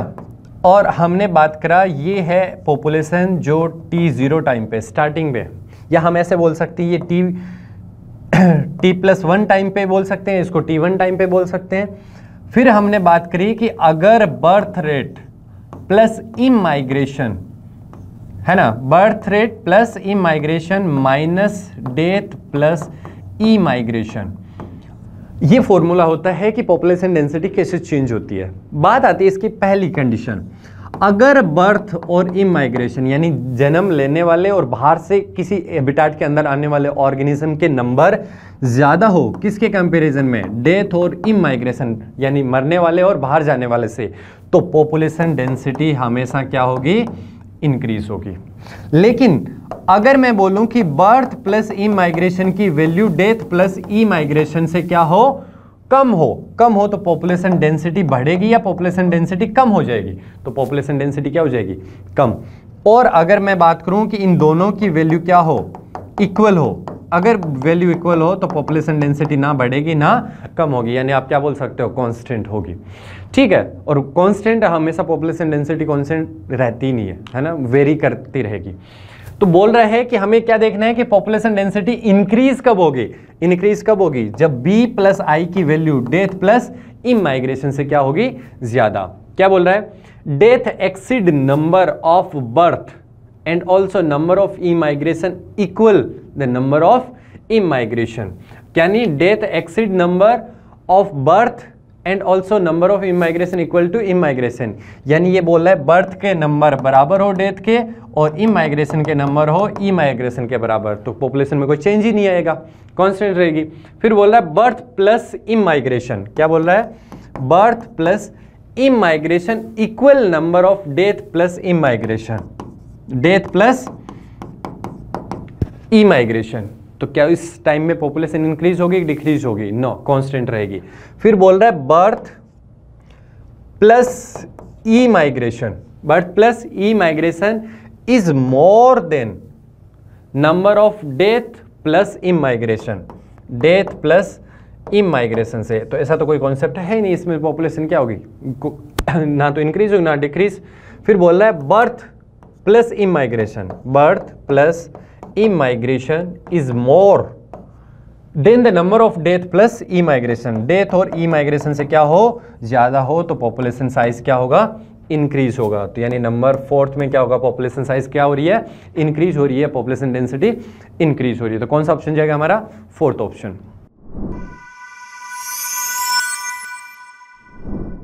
Next question, when a tall pea plant with round seed was shelved, it produced the progeny of, अब देखिए बड़ा अच्छा क्वेश्चन है, टॉल प्लांट है और राउंड सीड है, ठीक है, हम जानते हैं टॉल इज डोमिनेंट और उधर राउंड डोमिनेंट, रिंकल्ड रिसेसिव, और प्रोजेनी बन रही है दो, tall plant with round seed, tall plant with wrinkled seed, मतलब इसकी सेल्फिंग में दो ही टाइप की प्रोजेनी बन रही, tall round and tall wrinkled.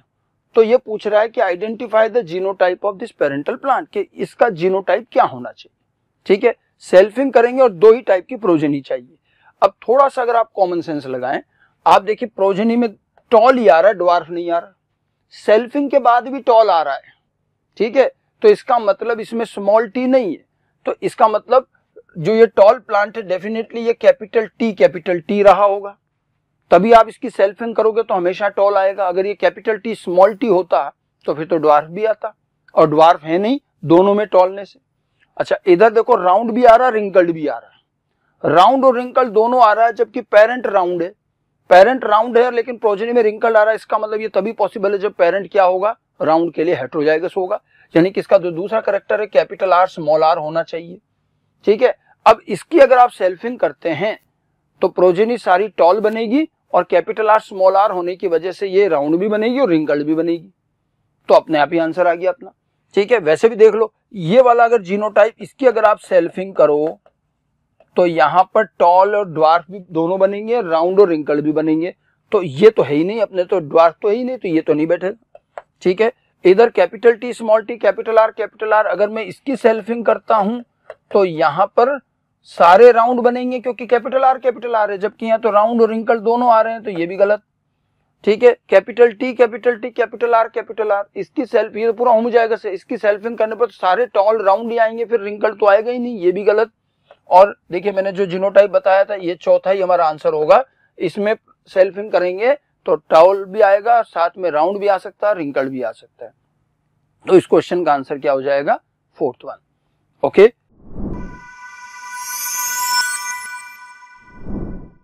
Next वापस बायोडाइवर्सिटी का क्वेश्चन है, 3 ऑलरेडी आ चुके थे, ये चौथा क्वेश्चन है। चौथा क्वेश्चन क्या है बायोडाइवर्सिटी का, क्वेश्चन नंबर 149।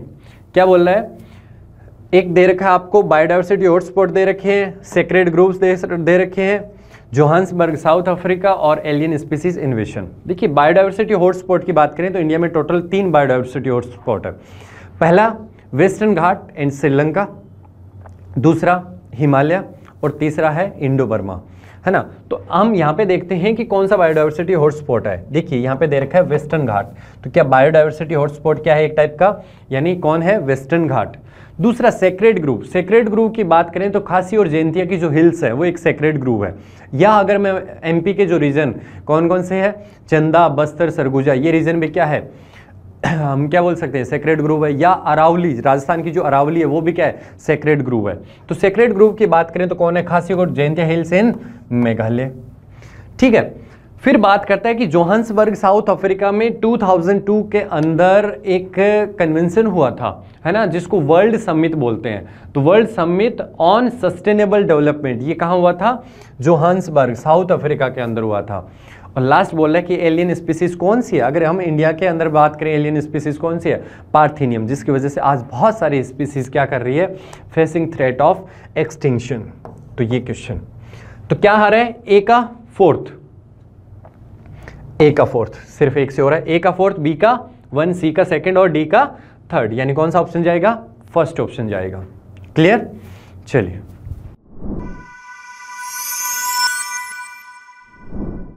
बच्चों ये C3 साइकिल है, और C3 साइकिल में सिंपल सा, जिसे केल्विन बेंसन साइकिल भी कहते हैं क्योंकि केल्विन ने डिस्कवर किया था, और first stable product 3 carbon compound बनने के कारण हम इसको क्या कहते हैं, C3 साइकिल।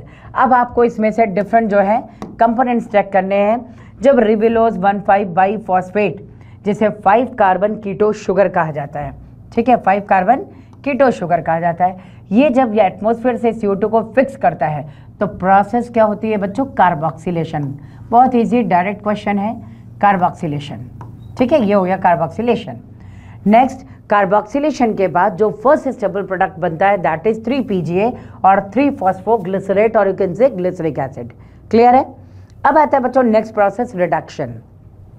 आप देखिएगा ये ग्लिसरेट यहाँ ATP लेकर पहले इसका एक्टिवेशन होगा और तब NADPH से हाइड्रोजन लेकर के ये रिड्यूस होता है। तो नेक्स्ट प्रोसेस हाइड्रोजन का एडिशन क्या होता है, दिस इज कॉल्ड रिडक्शन।